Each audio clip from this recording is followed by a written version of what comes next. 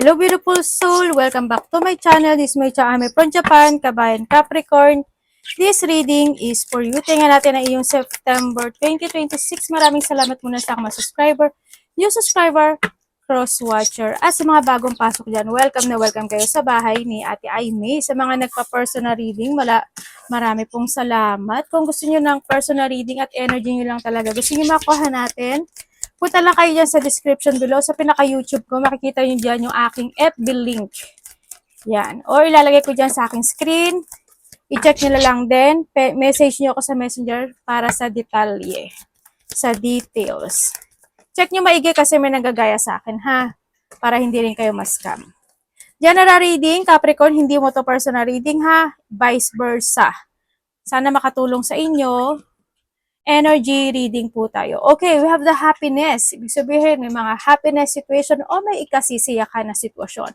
Pwede rin na sa iba is may mga celebration. Diba? May mga handaan, birthday, anniversary, monthsary, or pwedeng may mga sitwasyon na kung may makakausap ka o mga magaganap o mangyayari na magiging masaya ka. Congrats! And syempre we have the axe, force working against you. Mag-ingat ka na lang sa mga taong nasa paligid mo or sa mga bagay na gagawin mo rin. Ingat ka na lang. And then syempre meron kang tank tank card, celebration pa na enjoyment nga. Yun nga. May mga enjoyment, fun, ikakasiya mo talaga.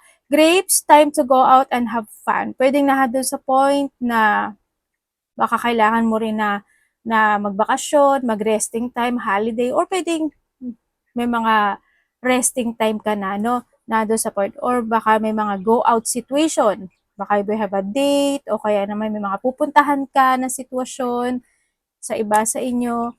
And meron kang key, successful outcome to your problem. Congrats, nasa sayo si Kia, may sitwasyon na magsasucess.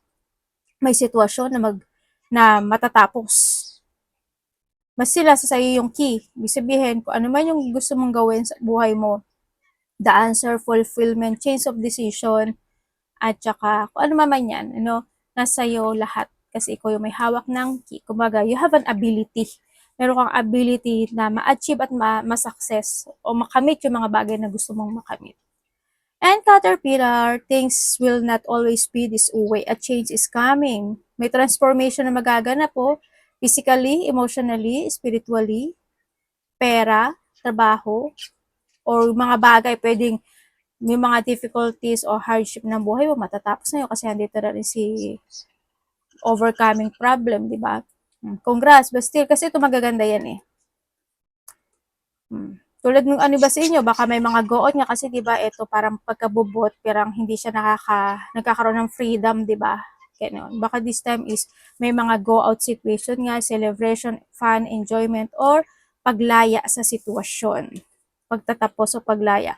Dark woman, dealing or relationship with a woman with a dark complexion hair. Pwedeng ikaw ito, if babae ka, or malapit sa iyo, or kilala mo. Maaaring magkakaroon ka ng connection sa kanya o connected sa iyo ng taon to. Pwede siya magbibigay sa iyo ng transformation, or siya makakatulong sa iyo para mag-successful to a problem, or kasi sa unang lumabas itong kinato, baka ikaw yung magiging daan para sa kanya para mag-success sa buhay or malakpasan niya yung mga problema niya, Vice versa tayo. Yan, or either dito sa transformation, baka siya yung may birthday o kaya siya yung ikaka-celebrate mo, ikasisiya mo kasi we have also the happiness. Ganyan. Vice versa. And, yung ganda ng card mo, Wish, family wish come true. Congrats! Ang dami mong magagandang card, as in. Lahat yan maganda. Congrats sa iyong mga maaari meron kayo mga, yung, ano ba ito? Baol? Ay, hindi. Ano tawag dito? Sa Tagalog? Pagkakamali ako, iba yung iba yung iba yung lumalabas sa bibig ko. Basta yaan. Ano may nakalimutan ko yung Tagalog niya. Basta ganun. Yan, yung kung ano man yung mga wish come true nyo sa family yan, it will granted. Physically, emotionally, pera, pagkakabati-bati, or peace and harmony, or kung ano man yan, kung ano man yung mga hinihili mo. Kasi ang gaganda ng card mo. Sobra. Promise. Uy, may sun ka pa. Tas may sun ka pa. Aba, ito na yung situation na increasing ng lahat, ano. Lagyan natin ito dito. Congrats! Sunrise! New creative ideas, new venture, and a fresh start. Ito na nga, kasi andito na si Key. Tapos andito na rin yung ano, growth to, no? Sa iba sa'yo, this is more on growth, abundance. Ang ganda ng ano mo. Tapos ayan ka pa, oh, may fruits ka pa. And bold. Do not back down from opposition. Show strength and fortitude. Okay. So, iba sa inyo is kinakailangan na ipakita yung kahinaan mo sa ibang tao or maybe sa iba is talaga iba inside to outside. Ganyan. Yung pinapakita mo. Pinapakita mo talaga na malakas ka, pero deep inside, may mga bagay o sitwasyon ka na maaaring dinadamdam mo, kinikimkim mo, pwedeng na doon sa point na yun. Or maaring itong si Dark Woman. No? Pwedeng na doon sa point na yun na nakakaramdam ng ganitong sitwasyon kasi lumabas siya. Itong, kung sino man to, basta dark yung ano niya, buhok niya, or dark yung complexion niya, ano, kayumanggi, ganon. Diba? O yung hair. Related ka ba kay Taurus? Ang gaganda nga ano eh, oh. Diba? Yung mga celebration. Okay, tingnan natin. Pwedeng siya yung ano, yung may mga celebration na kaganapan. May mga birthday, anniversary, monthsary, or connected siya dito. Or sa isa sa family mo kasi also nandito si family. Mga ganyan. Energy ni Capricorn. Ang ganda ng card mo. Promise.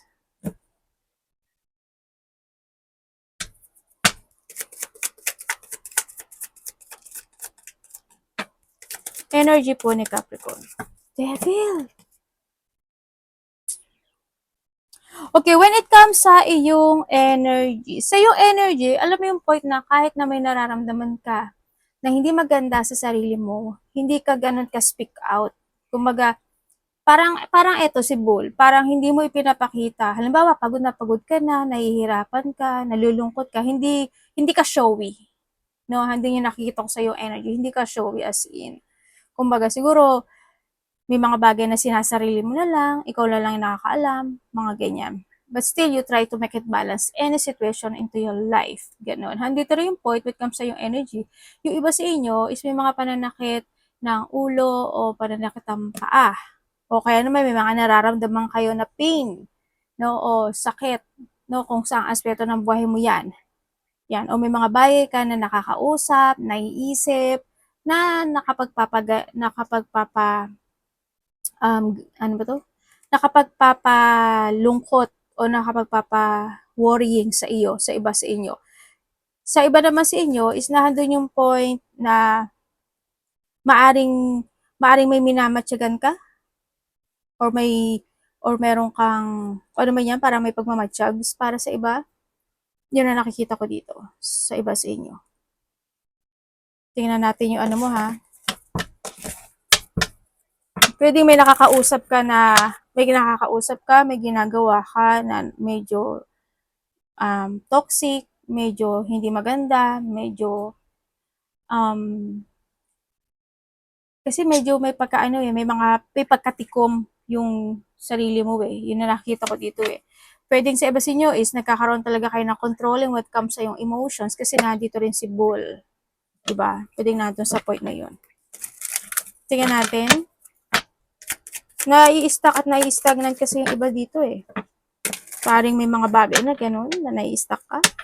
O may mga bagay na nai-stagnant. Parating,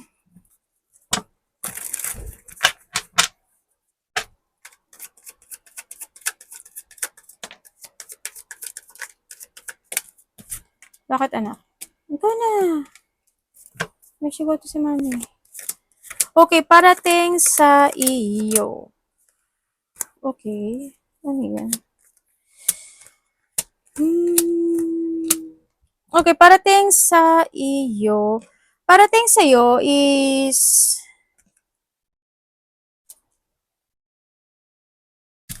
merong tao, parang medyo stress ka ata.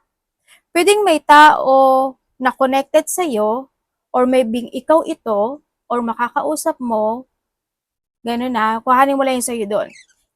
na medyo, ang nakita kasi dito medyo may konting worrying, stress, anxiety, or depression. Ganyan. Pwedeng itong babae na to or someone in a part of the family, pwedeng nando sa point. Pwede sa iba sa inyo is kasi sa trabaho siya, no? Pwedeng yung iba sa inyo, yung kung may nakakausap kayo, na ganun yung sitwasyon niya, or ikaw, pag nag-kausap kayo, ganun yung mararamdaman mo sa kanya. Or kapag nagkakausap kayo, ganun yung mararamdaman niya. Ganun na, vice versa. And then also, parating sa iyo is, merong tao sa nakaraan, kilala mo na siya, pero magkakaroon muli kayo ng koneksyon. Kokonek siya muli sa iyo. Andito yung sitwasyon na to. May paghihintay din, ako na nakikita, maaari may mga bagay ka na hinihintay, o may taong naghihintay to communicate. Andito rin yung point na may mga bagay ka na iniisip, kasi parang sa sayo, parang what if ganito, what if ganyan, what if ganun. Pag nag-isip ka ng ganun, hindi ka makamag-forward. Yun na nakita ko dito. Baka nagwo-worried ka na baka ma-reject, baka hindi mag-success, baka ganyan, baka ganun. O pwede rin kasi iba sa inyo na focus kayo sa the past situation, kaya medyo na-loss of thought kayo, o nakakaramdam o nahahata kayo ng nakaraan, pwedeng nahandun sa point ano. And then also, is meron ka daw pinanghihinayangan or may iniisip ka eh. Sa iba dito, may pinanghihinayangan ka o panghihinayangan na sitwasyon.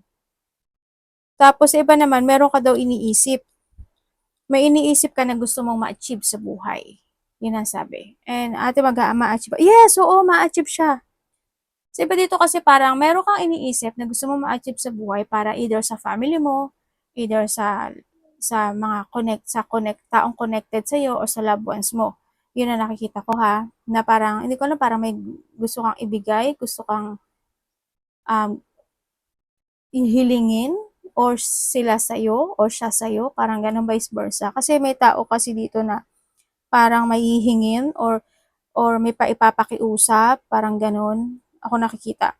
May mga celebration, may mga getting together, either close relationship, family unity, reunion, pwedeng may mga situation na masusurprise ka, pwedeng may mga surprises din, parties, events, mga ganyan. Or sa iba naman sa inyo is may mga having fun, happiness, parang nahandito rin. Yun, happiness, enjoyment, yan. Maari din may mga, kasi may union talaga ako nakikita. Pwede rin na may mga coming home situation, ako nakikita kung saang lugar man sila manggagaling. Actually, may papasok din sa yung pera, kasi we have the Ten of Pentacles. May papasok na pera sa iyo. Ang dami parang dami mong gagawin, mga multitask, multiple priorities ka na gawin. Alam mo, ang hindi ko lang nagustuhan dito kasi, maaring iba kasi dito, meron kayong naudlot na sitwasyon, o na-delay na sitwasyon, o hindi nagawa na sitwasyon, na muli yung gagawin muli ngayon. Or pwedeng sa iba sa inyo, ginawa nyo na ito noon, na gagawin nyo lang muli ngayon. Pwedeng doon sa point na yun yan na nakikita ko. Sa iba naman, ang mangyayari, meron daw sitwasyon sa buhay mo na nangyari na noon na magaganap muli ngayon. Parang paulit-ulit siya. Yun na nakikita ko. Dito.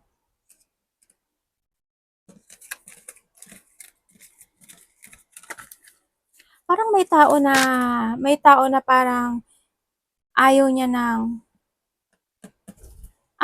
commitment, or may tao na parang humihiwalay, parang either nagdi-distance siya o nagba-boundaries, ikaw ito sa kanya o siya ito sa iyo, vice versa, or ayaw niya lang talaga magbigay ng effort, parang hindi lang siya nagbibigay siguro ng time, or hindi lang siya nagbibigay talaga ng effort o ng hardship sa situation. May ganun ako nakikita. Kung saan aspeto ng buhay mo yan, sa trabaho, sa relationship, o baka naman ikaw rin ito. Ganun. Tingnan natin dapat iwasan. Dapat iwasan. Anak, maato de. Mamaya mo na kulitin si mami. Bibijang, yon diluyo, onay chang. Dapat iwasan.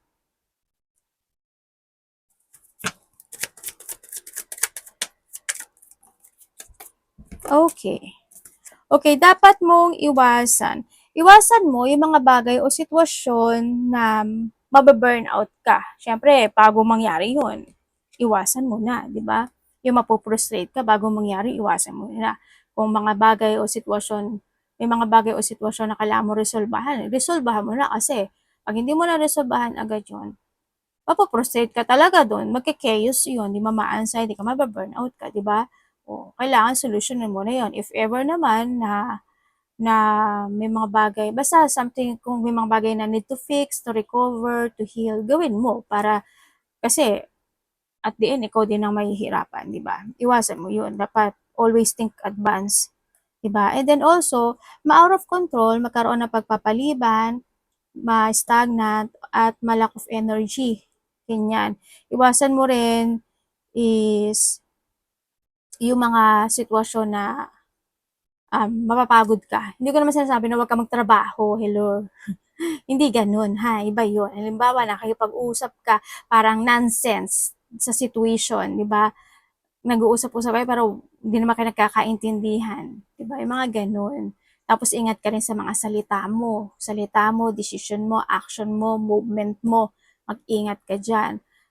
Kailangan mo rin magkaroon ng reflection from the past if ever na kung ano mga bagay na need to fix talaga o to let go o kung mga bagay na kailangan mong matutunan sa nakaraan. Ganun din, syempre, yung ikaka-stress mo. Tsaka, if there's a situation na kailangan mo ma-accept na ganun na talaga, nangyari na talaga, accept mo yun. Kasi as long as hindi ka makakamove on, ikaw din mahihirapan. Talaga ma-anxiety ka, di ba? May mga time o sitwasyon din para sa iba na kailangan mong mag-awake or kailangan mong sumubok. Iwasan mo na hindi ka sumubok ng mga bagong bagay o hindi magkaroon ng strategy or baguhin yung mga pananaw sa kinabukasan hanggat kinakailangan. Yun. Tingnan natin love. Kapatid, anak, magulang, karelasyon, kaibigan, pamilya, Capricorn in love.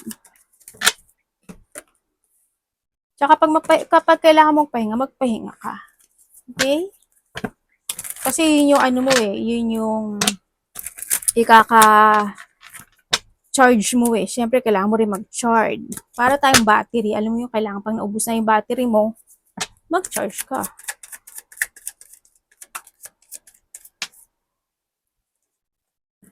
Okay. Kung single ka,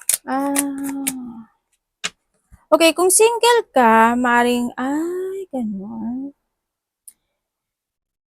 So, iba dito. I think kilala mo to. Maring nakakausap mo na to. Itong taon na to.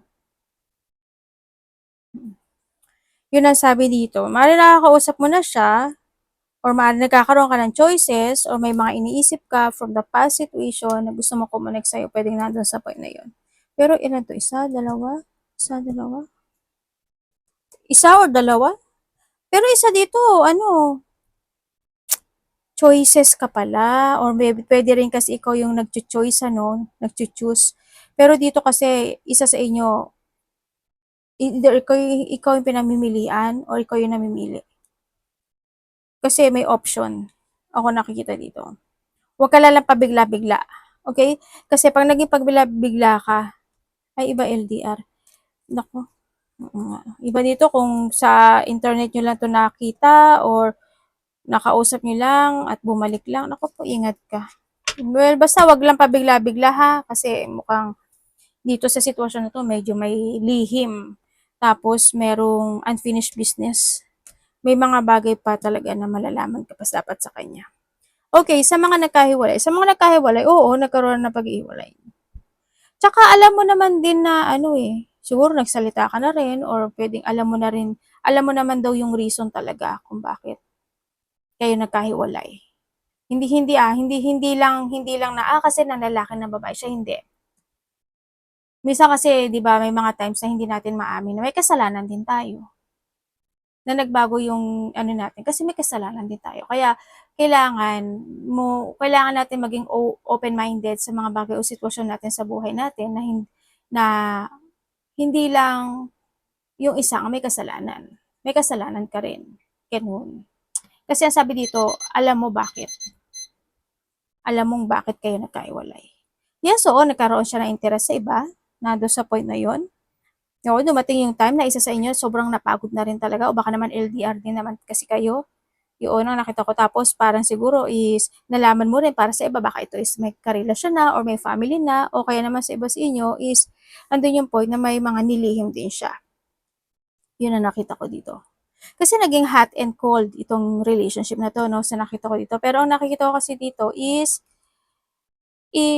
minamatyagan ka pa rin niya or they still spying you or ikaw ito. Yun. Baka, baka gumamit siya ng ano, magulat ka, biglang kumonekto. Baka iba dito, gumamit to ng ano, ng ibang dami account. Yung hindi totoong account, yung basta yung nagpapanggap na account. Ano ba tawag? Basta dami account na tawag ang alam ko dun eh. Pero hindi niyo ata alam. Basta yung hindi ano, pirated. Pirated, hindi ko kasi alam. Basta yun na yun, alam nyo na yun. And then also, kung may mga third-party relationship kayo, alam mo naman din daw. Yun, alam mo din daw. Siguro, um, na ano yung stress, worrying, syempre, yung takot sa iba sa inyo, sa nakita ko dito, pero pagod ka na eh, 'di ba? Pero ano yung proseso, siguro nalilito na lang din kayo kung anong gusto mong gawin o aksyon na kasi parang yung iba dito parang nahahatak pa rin siya ng nakaraan or pwede rin kasi kung may mga anak na talaga kayo, wala tayong magagawa do'n, baka nga para sa anak, 'di ba? Pero kung nahihirapan ka naman, alam mo yung mga bata na 'yan, alam din nila 'yan, mas malakas kaya pakiramdam ng mga bata. Kapag nakikita nila yung mga magulang nila hindi nagkakasundo at nakikita nila kung sino yung nalulungkot din sila. Kaya minsan 'di ba, hindi ko naman sinabing maghiwalay kayo 'di ba?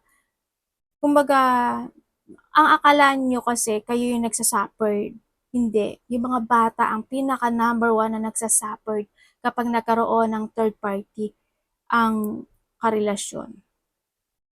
Well, kung may mga anak kayo ha, kung wala naman, well, yun. Sa mga wala naman, baka naman din may kausap na rin yung iba sa inyo. Yun, sa mga walang third party relationship, yes, andun yung excitement, andun yung mga plano, andito nga si Ten of Cups, so andun yung love, andun yung care, yun. Andun rin yung point na, yun lang, siguro may mga times lang din na minsan okay, minsan hindi, minsan okay. May, kumbaga, syempre, yung natural na relationship na may mga pinagdadaanan din kahit pa paano. But still, kahit na ganoon is nagiging okay din naman na resolusyonan din naman no sa mga walang third party kaya yun din akong nakikita dito. Kaya okay din yung relationship niyo. Baka ano, this week may mga biglaang magaganap sa inyo. Ay or September, this week or September, may mga biglaang magaganap sa relationship na to na maaring ikakagulat mo, ikakashock mo, ikakabigla mo, or ikaka-excitement mo. Tingnan natin ang money, trabaho.